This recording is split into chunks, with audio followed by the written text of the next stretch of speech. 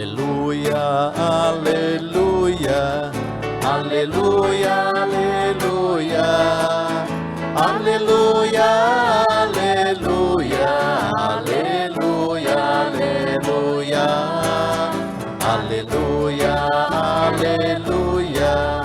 aleluia, aleluia, aleluia, aleluia, aleluia, aleluia, aleluia. Maria é levada ao céu, alegram-se os coros dos anjos. Maria é levada ao céu, alegram-se os coros dos anjos. Aleluia, aleluia, aleluia, aleluia, aleluia, aleluia, aleluia, aleluia, aleluia, aleluia, aleluia, aleluia, aleluia, aleluia, aleluia, aleluia.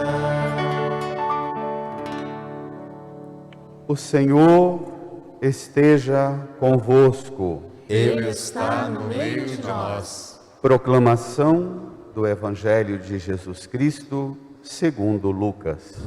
Glória a vós, Senhor. Naqueles dias, Maria partiu para a região montanhosa, dirigindo-se apressadamente a uma cidade da Judéia. Entrou na casa de Zacarias e cumprimentou Isabel. Quando Isabel ouviu a saudação de Maria, a criança pulou no seu ventre, e Isabel ficou cheia do Espírito Santo. Com um grande grito exclamou: Bendita és tu entre as mulheres, e bendito é o fruto do teu ventre. Como posso merecer que a mãe do meu Senhor me venha visitar? Logo que a tua saudação chegou aos meus ouvidos, a criança pulou de alegria no meu ventre. Bem-aventurada aquela que acreditou, porque será cumprido o que o Senhor lhe prometeu. Então Maria disse: A minha alma engrandece o Senhor, e o meu espírito se alegra em Deus, meu Salvador, porque olhou para a humildade de sua serva. Doravante, todas as gerações me chamarão bem-aventurada, porque o Todo-Poderoso fez grandes coisas em meu favor. O seu nome é santo, e sua misericórdia se estende de geração em geração a todos os que o respeitam. Ele mostrou a força de seu braço, dispersou os soberbos de coração, derrubou do trono os poderosos e elevou os humildes. Encheu de bens os famintos e despediu os ricos de mãos vazias. Socorreu Israel, seu servo, lembrando-se de sua misericórdia, conforme prometera aos nossos pais, em favor de Abraão e de sua descendência para sempre. Maria ficou 3 meses com Isabel, depois voltou para casa. Palavra da salvação. Glória a vós, Senhor. Aleluia, aleluia, aleluia, aleluia, aleluia, aleluia, aleluia, aleluia.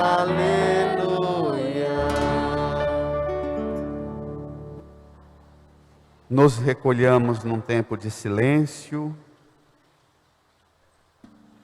rezemos no íntimo do nosso coração,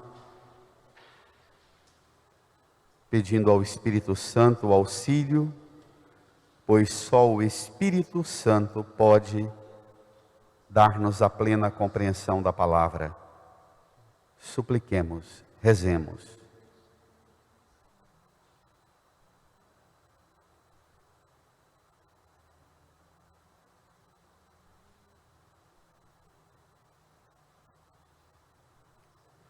Amém.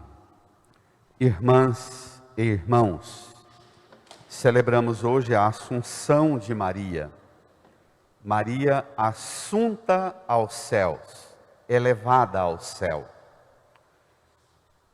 No Oriente, especialmente no ambiente da Igreja Ortodoxa grega, russa, esta festa, se você entrar na internet para pesquisar o ícone dessa festa de hoje, você vai ver curiosamente que é chamada Festa da Dormição de Maria. Então tem a imagem de Maria deitada, o sono e assunta ao céu. Antes de tomar o texto, quero dizer duas palavras, porque todos os anos me aparecem perguntas depois da celebração, desta celebração, acerca da ideia teológica da afirmação teológica que nós celebramos hoje, a Assunção de Maria. Alguns até perguntam, não está na Bíblia. Alguns também pedem, não dou conta de falar sobre o dogma da Assunção de Maria. O dogma de Maria, não só o dogma associado à Imaculada Conceição e à sua Assunção, mas todos os dogmas da Igreja.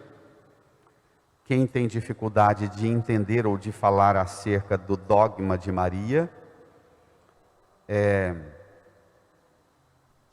na verdade tem uma outra dificuldade.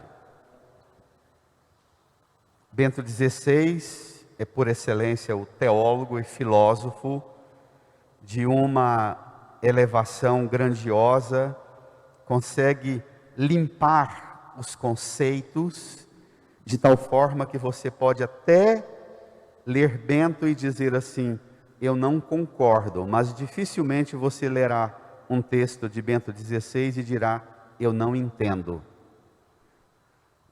Tamanha limpidez, a clareza com que ele fala. Numa dos seus sermões, das suas pregações da missa de hoje, sobre o dogma da Assunção de Maria, ele diz que o dogma, como todos os dogmas, não está dito, não está presente a palavra, senão a ideia. Aqui precisa de filosofia.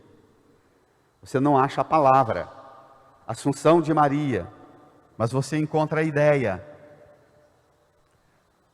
Agora, nem sempre a gente tem as ferramentas teológicas de estudo da Sagrada Escritura para ler a Bíblia.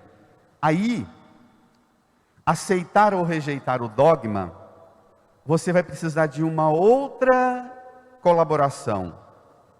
Você precisará entender o que é a igreja.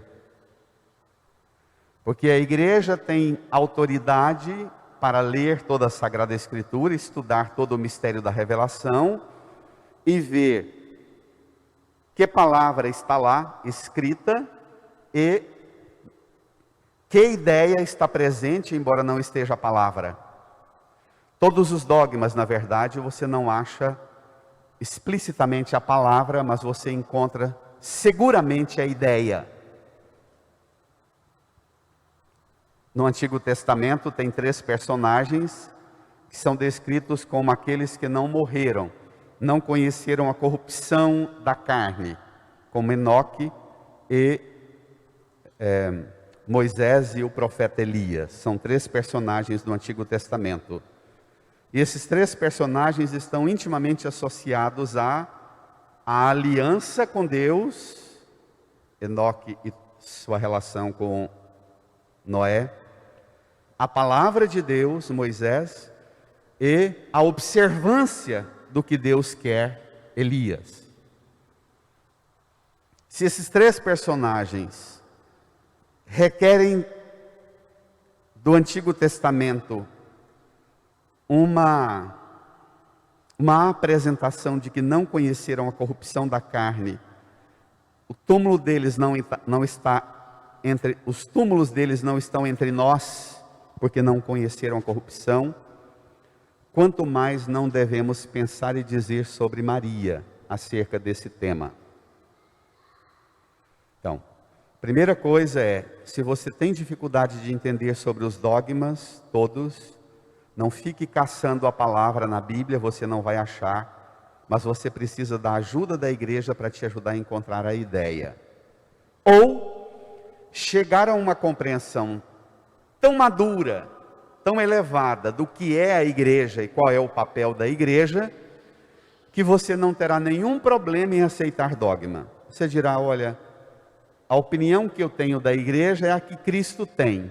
Para mim a igreja, a santa igreja é, apesar dos pecados de seus membros, para mim a igreja é aquilo que Cristo pensa sobre ela ao fundá-la, ao criá-la, ao construí-la.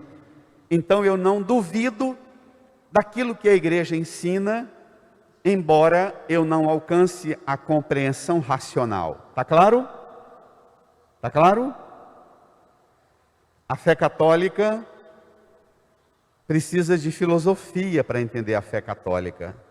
Não é lavagem cerebral, que pega a Bíblia e maceta lá 3, 4 versículos e põe você obcecado pela norma e pela regra, e você tem uma lavagem cerebral. A fé católica precisa de abstração conceitual, precisa de raciocínio, precisa de lógica, precisa de compreensão elevada. Então melhore, se não consegue entender o dogma da Assunção de Maria, e convive com alguém que não entende Maria e os dogmas que se referem a Maria, não fique tentando incutir dogma.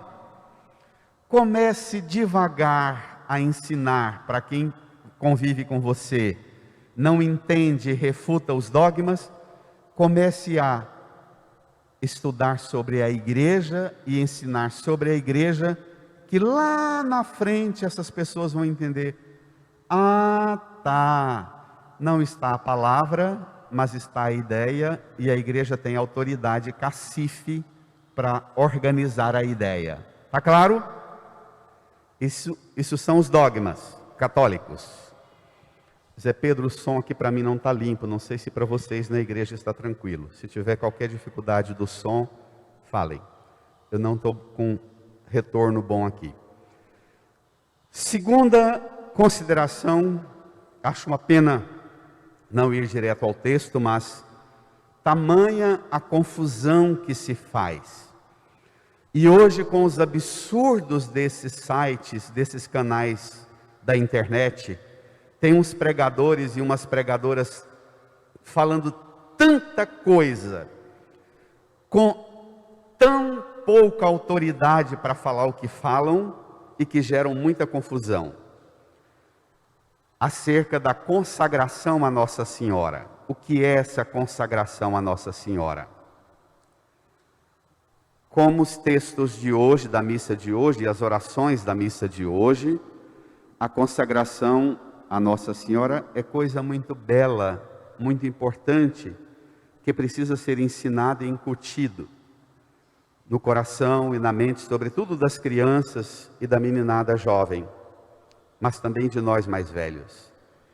Mas a consagração a Nossa Senhora só tem sentido se ela te der base de que você, fazendo sua consagração a Nossa Senhora, você estará assistido por ela como mãe, cuidando de você para que você não fuja da graça sacramental do batismo.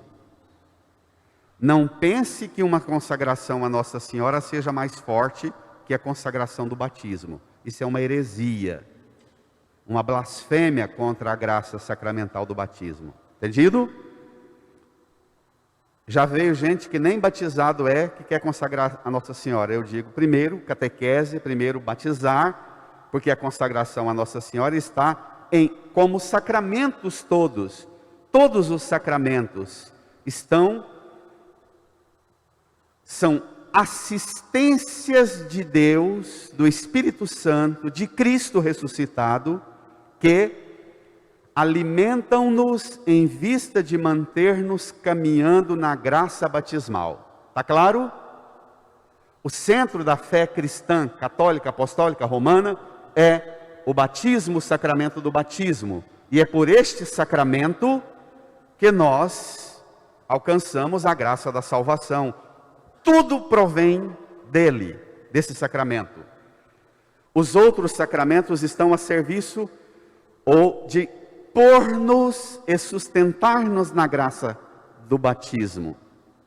A Eucaristia, sacramento do matrimônio, sacramento da penitência, sacramento da crisma, tudo são assistências do Espírito para pôr-nos no caminho, firmes na graça do caminho batismal. Pronto. Também a consagração a Nossa Senhora é um mimo de delicadeza que Jesus nos deu, o último presente que Ele deu à igreja antes de morrer, foi voltar-se ao discípulo amado e dizer: eis aí sua mãe. E daquele momento em diante o discípulo o acolheu em casa.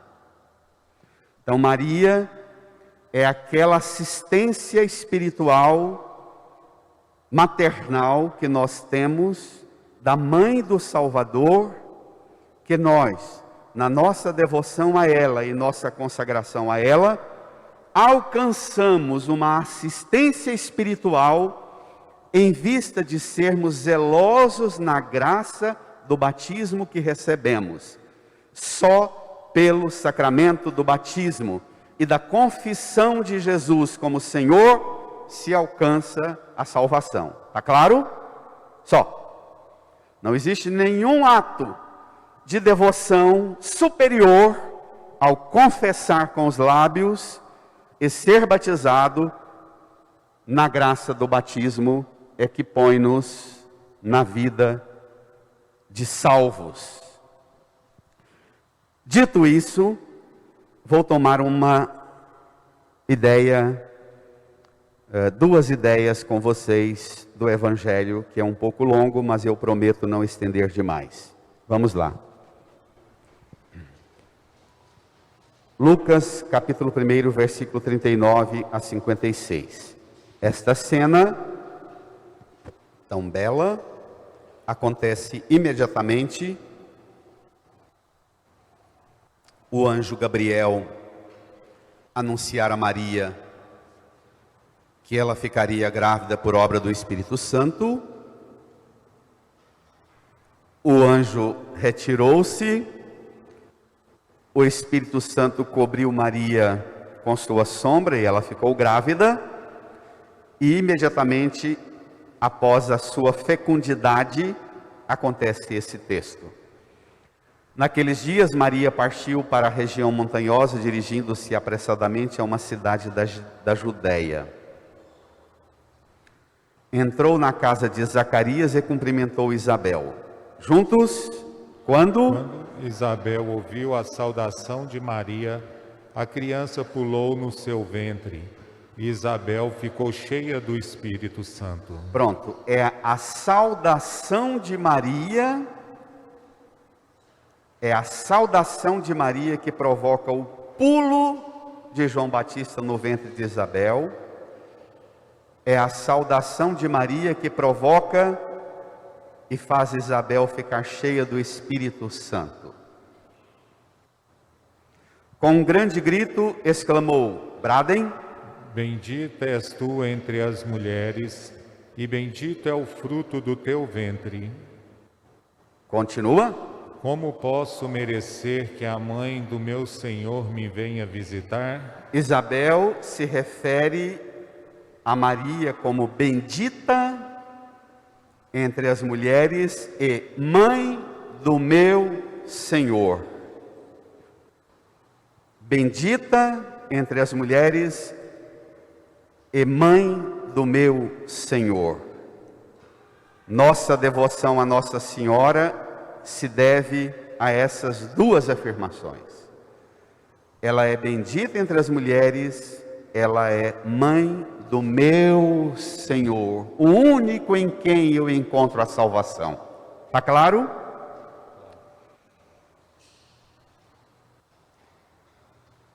Depois Isabel continua: bem-aventurada aquela que acreditou, porque será cumprido o que o Senhor lhe prometeu.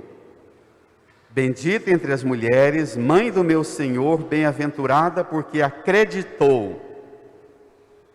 De fato, Maria acreditou. Bento XVI, numa homilia dele, diz assim: neste cântico de Isabel e de Maria, nós vemos a ação de Deus. Mais do que a ação humana, nós vemos a ação de Deus que se opera na vida daqueles que se abrem à surpresa de Deus. Maria, ao ouvir a saudação de Maria, põe-se a louvar. Então Maria disse: bradem. A minha alma engrandece o Senhor, e o meu espírito se alegra em Deus, meu Salvador, porque olhou para a humildade de sua serva. Bradem. Doravante todas as gerações me chamarão bem-aventurada. Uma profecia de Maria. A própria Nossa Senhora profetiza: de agora em diante todas as gerações me chamarão bem-aventurada. Você pode ensinar o irmão, a irmã que tem grande dificuldade em entender quem é Nossa Senhora. Você pode dizer a ele, a ela: olha, existe uma profecia no Evangelho de Lucas, em que a própria Maria profetiza que a partir do momento em que ela aceita ser mãe do Salvador, todas as gerações chamarão Maria de bem-aventurada.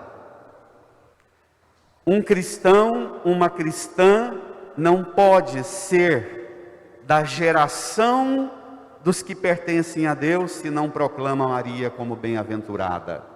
É uma profecia bíblica e mariana. E ela diz: por que é que todas as gerações vão chamá-la de bem-aventurada? Ela diz no versículo 49, vão? Porque o Todo-Poderoso fez grandes coisas em meu favor. O Todo-Poderoso fez grandes coisas em meu favor. Maria, nesse cântico, engrandece o Senhor, ou seja, proclama que Ele é grande. Maria deseja que Deus seja grande no mundo, seja grande na sua vida. Maria deseja que Deus esteja presente e seja grande entre nós. Maria não teme que Deus possa ser um concorrente na vida dela. E ela sabe que Deus, sendo grande em nossa vida, Ele não vai nos tirar algo, nos tirar a nossa liberdade. A nossa vida, no Cântico de Maria, é transformada porque ela sabe que se Deus é grande, também nós somos grandes. Bento XVI. A nossa vida não é oprimida porque Deus está presente, mas é elevada e alargada. Justamente então torna-se grande a nossa vida no esplendor de Deus que se faz presente em nós. Nessa imagem que eu gosto tanto de Nossa Senhora das Graças aqui, não dá para ver, mas ela está pisando a cabeça da serpente. Que na primeira leitura, Maria é a nova Eva. Maria é a nova Eva, é a imagem da humanidade redimida, e Maria é imagem da igreja. Diz Bento, de fato os nossos antepassados, os primeiros pais, Adão e Eva, pensaram o contrário. E foi isso o núcleo do pecado original. Adão e Eva temiam que se Deus tivesse sido grande demais, teria tirado algo de suas vidas. Adão e Eva pensavam que deveriam pôr Deus de lado, a fim de ter espaço para eles mesmos. Esta foi também a maior tentação da época moderna, diz Bento. Nos últimos 3 ou 4 séculos, sempre mais se pensou e também se pensa assim: este Deus não nos deixa ter liberdade. A religião tira a nossa liberdade. Esse Deus torna estreito o espaço de nossa vida e de nossa liberdade com os seus mandamentos. Deus deve desaparecer. Queremos ser autônomos, independentes. Sem este Deus, nós mesmos seremos deuses, fazendo o que queremos. E é o que está acontecendo, não é? Tirando Deus como princípio de convivência conosco, aquele que caminha e a gente escuta o barulho dele no jardim, e ouve o barulho dos passos dele no jardim, e ouve a voz dele, tirando Deus, a gente pode começar por destruir o que a gente der na teia. Tira Deus e a gente pode olhar para a criação e destruir a natureza do jeito que der na cabeça da gente. Se é para fazer progresso e desenvolvimento, destrói o que tiver na frente. Se tirar Deus, até para melhorar a economia e a gente ficar mais rico, a gente pode até tirar as crianças do útero das mães grávidas e abortar, porque mais criança significa mais despesa e menos riqueza para poucos, então diminui a vida e aborta, porque sem Deus e sem os princípios de Deus, a gente vai ter mais bens para menos gente. Não é essa a ideia do aborto? Se tira Deus, a gente pode decidir entre nós o que é que deve ser o valor maior que rege a nossa vida. E basta a gente fazer articulação entre nós e lobby entre nós, que a gente põe quem a gente quer no poder, e quem tiver o poder garantirá a nossa liberdade. Diz Bento, no final compreendeu que justamente por se ter distanciado de Deus, como o filho pródigo se distanciou da casa do pai, tornou-se escravo, e nos tornamos escravos, ameaçados. Assim também nos tempos de hoje. Antes pensava-se e acreditava-se que afastando Deus e sendo autônomos, seguindo somente as nossas ideias, a nossa vontade, nos tornaríamos realmente livres, podendo fazer quanto quiséssemos, que ninguém pudesse dar-nos alguma ordem.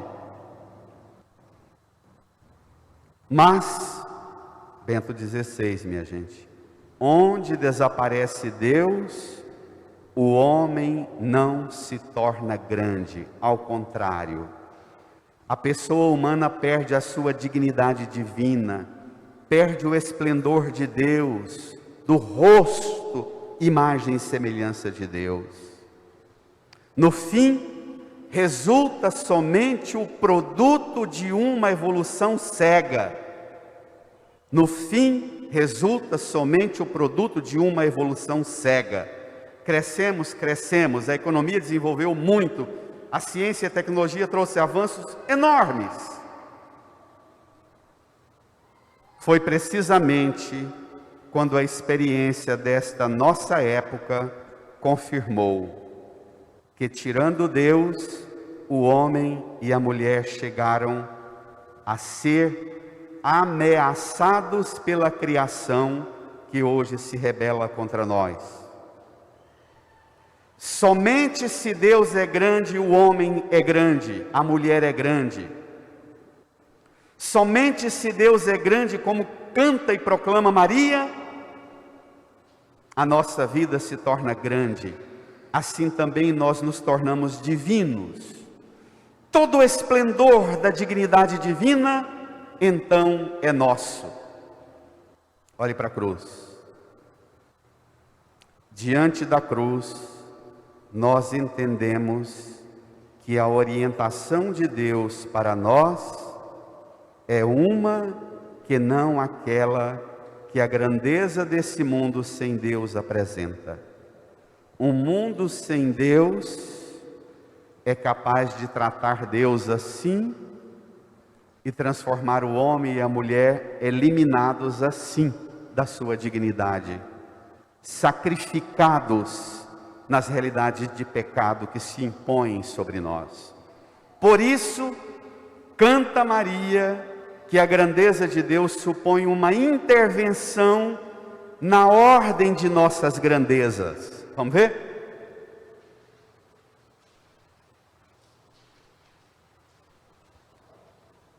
Versículo 49 repete a ideia: o Todo-Poderoso fez grandes coisas em meu favor. O seu nome é santo, sua misericórdia se estende de geração em geração a todos os que o respeitam. Depois de dizer que o Todo-Poderoso fez grandes coisas em meu favor, diz Maria. Versículo 51, leiam. Ele mostrou a força de seu braço. Espere lá. Ele mostrou a força de seu braço. Todos os anos no Natal, eu gosto de pegar aquela imagenzinha do menino Jesus com os bracinhos abertos na manjedoura e colocar aqui do lado da cruz e contemplar esta cena. O Todo-Poderoso fez grandes coisas em meu favor, ele mostrou a força do seu braço. Mostrou a força do seu braço, nascendo pobre, simples, humilde em Belém, mostrou a força do seu braço, morrendo humilhado na cruz. É assim. Ele não mostra a força do seu braço apresentando as máquinas de guerra dos exércitos deste mundo. Não. Ele mostra a força do seu braço não através das potências de guerra, não trazendo um exército com anjos com espadas de fogo, mas ele mostra a força do seu braço nascendo pobre em Belém, morrendo humilhado na cruz. E a força do seu braço na pobreza de Belém e na humilhação da cruz opera 6 milagres, 6 verbos. Quais são as manifestações da força do braço do Senhor? Ele mostrou a força do seu braço. Brada a igreja: dispersou os soberbos de coração, derrubou do trono os poderosos e elevou os humildes, encheu de bens os famintos e dispersou os ricos de mãos vazias, socorreu. Israel, seu servo, Continua. lembrando-se da sua misericórdia, Conforme prometeram aos nossos pais, em favor de Abraão e de sua descendência para sempre. Espere lá. Dispersou, derrubou, elevou, encheu, despediu, socorreu. Só verbo bruto, que parece não combinar com a pobreza de Belém e com a humilhação da cruz. Irmã, irmão, eu poderia ficar aqui dias e horas falando dos ideais, das várias tendências ideológicas, políticas, econômicas e sociais que confrontam e contrastam com este evangelho cantado por Maria. Mas, para que a gente não incorra no risco de transformar o púlpito no lugar também de ideologia, de mais uma ideologia, eu trago a cana do braço de Deus para ficar pertinho de você. Talvez operando um desconforto que você nunca experimentou, sentindo a cana do braço de Deus chegando pertinho de você e olhando para você e identificando em você uma coisa que tem estragado você: a soberba do coração. Ao mostrar a força do braço, a primeira coisa que ele faz é, no versículo 51, dispersou os soberbos de coração. Você tem soberba no coração? Existe soberba no mundo de hoje? Fala para o Zé Pedro ficar aqui, que o som para mim está péssimo. Existe soberba em nós hoje? Ô gente, que trem mais xoxo. Existe? Existe soberba no coração nosso hoje? Na nossa casa existe soberba? A cana do braço do Todo-Poderoso teria algum recadinho para mim, para você, para o meu coração e para o seu?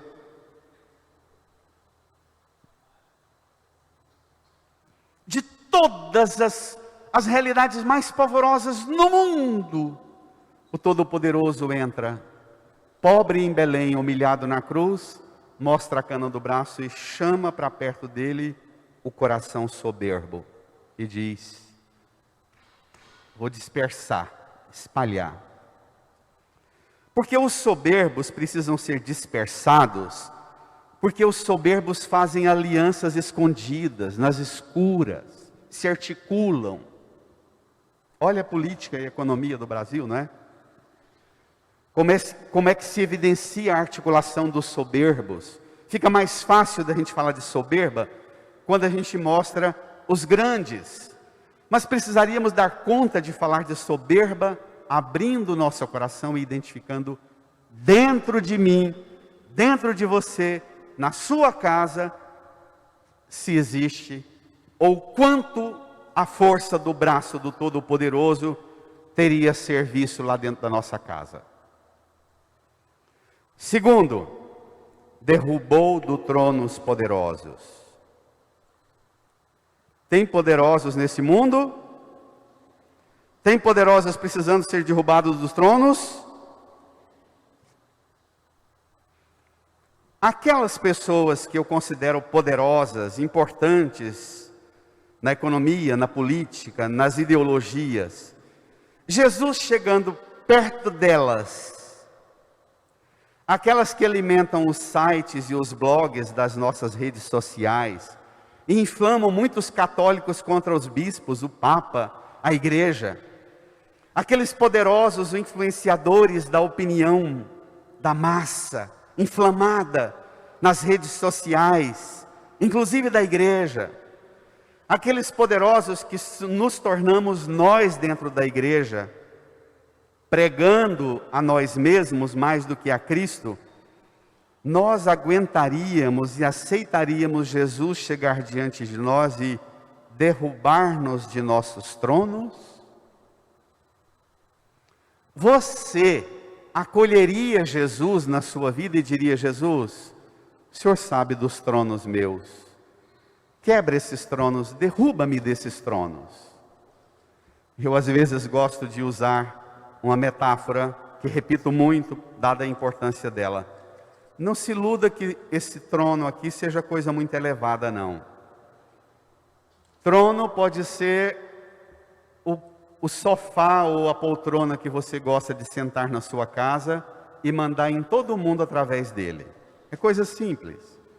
Às vezes o trono da criança é deitar na poeira e espernear e conseguir tudo o que quer do pai e da mãe, do avô e da avó. Trono aqui não complica não. Não pensa que precisa ser um trem grandão, cheio de ouro e badulaques. Cuidado, não se equivoca ao olhar para os tronos seus e dizer: não, mas são simplesinhos, são humildezinhos, são de madeira. quebra, Senhor. Mói, Senhor, com esses meus tronos.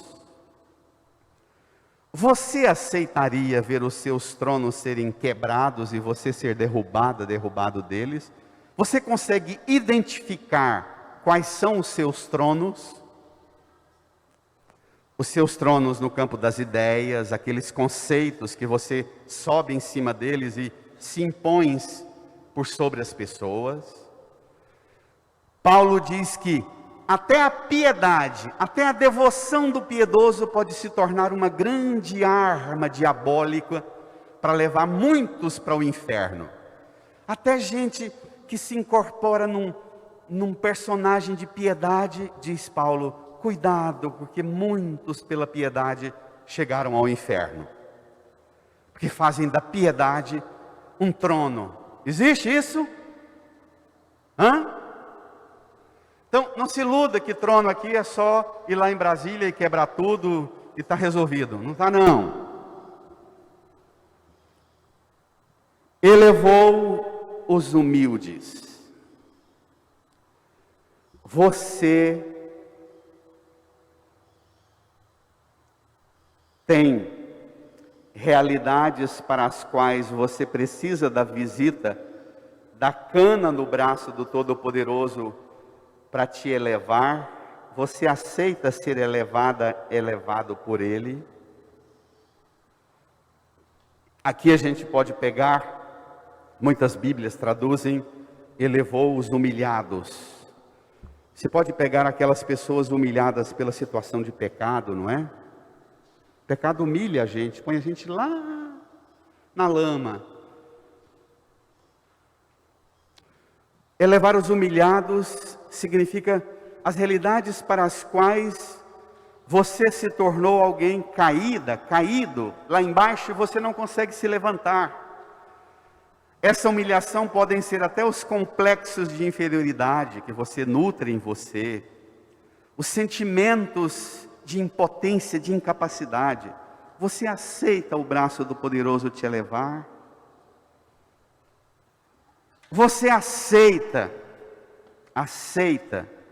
Nós estamos nesses domingos todos meditando o Evangelho de João, capítulo 6, com a polêmica da multidão que quer pão e peixe multiplicado, e Jesus fala que eu sou o pão da vida. Ele enche de bens os famintos. Você aceita que o braço do Todo-Poderoso ofereça a você o seu corpo, o seu sangue, sua vida como alimento para te nutrir? Você tem fome, que só o braço do Todo-Poderoso pode oferecer a você um alimento para saciar essa fome que te causa tanto vazio, tanto buraco na alma.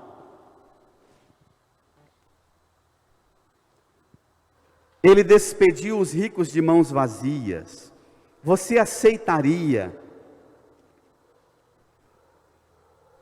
a cana do braço do Todo-Poderoso chegar pertinho de você, tirar das suas mãos todas aquelas coisas para as quais você virou escrava e escravo, e o Todo-Poderoso tirar da sua mão tudo aquilo que você se tornou dominado nos apegos, e dizer, vá para casa livre hoje, com as mãos livres, podendo acenar para o céu, dizer assim, bom dia, olá. Você aceitaria essa liberdade? Você quereria essa liberdade? Voltar a ter uma liberdade que o apego às coisas, todos os anos em que eu prego esse evangelho, eu tenho que fazer uma mesma nota. Não pense que despedir os ricos de mãos vazias, aqui é só pegar alguém que tem muitos bens e torná-los todos pobres, não. Aqui não é aquela inversão dos hinos socialistas que pega a massa que não tem nada e põe em cima no poder, e pega quem está no poder e põe não tendo nada. Não é só uma inversão, não. É mais do que isso. Infinitamente mais. Eu conheço muitos pobres que o apego que eles têm ao pouco que eles têm já fez muito estrago na vida deles e de muitos que convivem com eles, como conheço muitas pessoas que têm muitos bens, e os bens que têm servem para ajudar e fazer o bem para muita gente. Isso existe?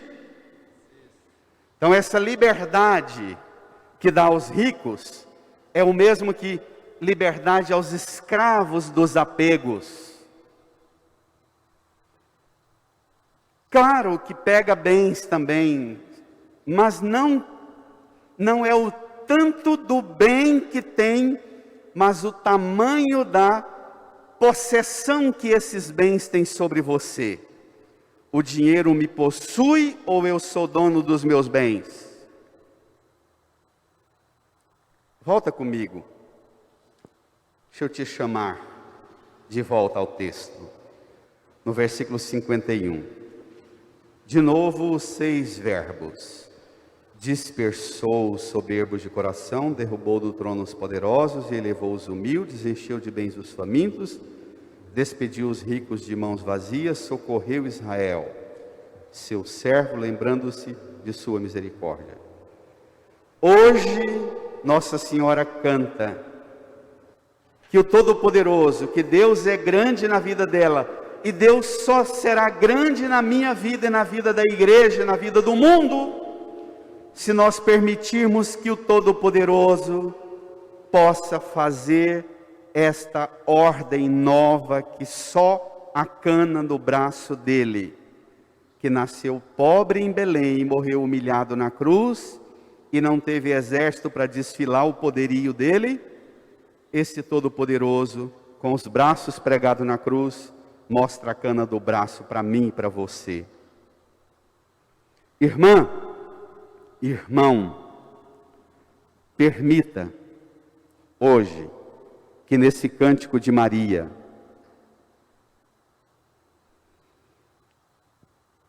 olhe para a cruz, fixe o olhar na cruz, nos braços do Todo-Poderoso, e comece a fazer a sua oração. Apresente a sua oração. Quais são as soberbas do coração? Quais são os tronos que precisam você ser derrubado dele?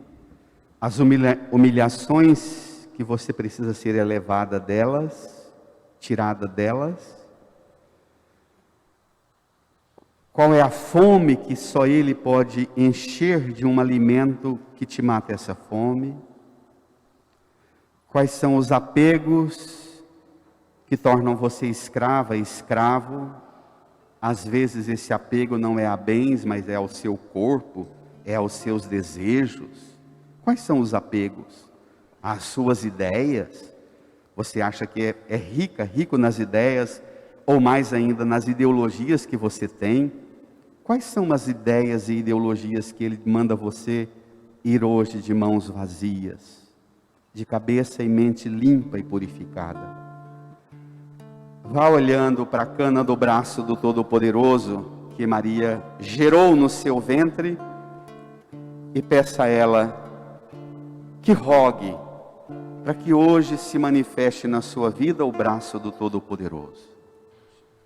Que você seja completamente transformada por esse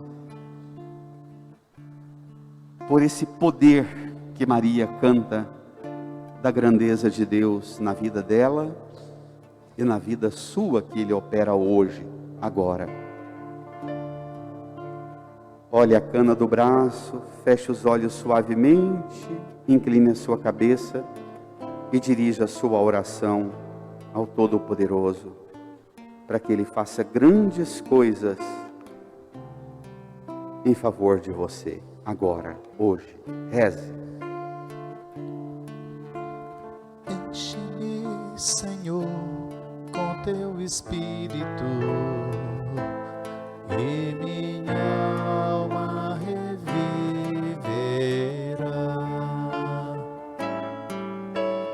Enche-me, Senhor, com teu Espírito, e minha alma reviverá.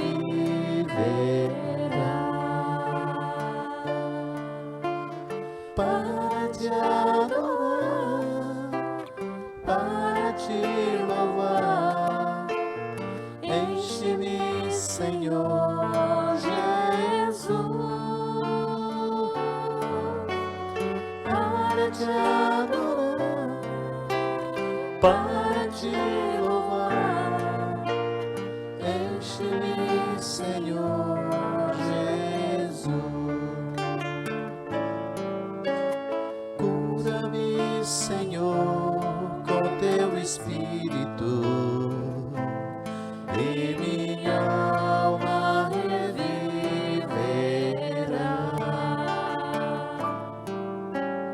Cura-me, Senhor, com teu Espírito, e minha alma reviverá.